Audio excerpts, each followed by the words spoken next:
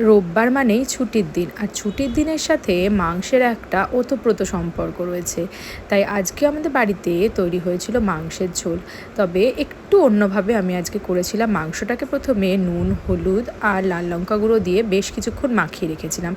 কড়াইতে বেশ কিছুটা থেতো করা রসুন ফোড়ন দিয়ে দিয়েছিলাম মাংসগুলো, দিয়ে ভালো করে ভাজা করে নিয়ে কড়াইতে গোটা গরম মশলা, শুকনো লঙ্কা ফোড়ন দিয়ে পেঁয়াজ কুচি ভেজে নিয়ে টমেটো আর কাঁচা লঙ্কা দিয়ে ভালো করে ভেজে নিয়ে দিয়ে দেবো আদা রসুন আর পেঁয়াজ পেস্ট, সাথে আর একটু নুন, হলুদ, লাল লঙ্কা গুঁড়ো আর জিরে গুঁড়ো। ব্যাস ভালো করে মশলা কষিয়ে ভাজা করা মাংসগুলো এখানে দিয়ে দেবো।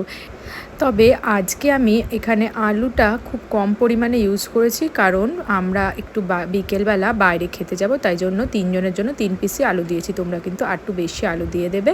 মাংস ভালো করে কষানো হয়ে গেলে দই দিয়ে আর একটু কষিয়ে জল দিয়ে ফুটিয়ে মিট মশলা গুঁড়ো দিয়ে নামিয়ে নিলেই রেডি চিকেনের ঝোল।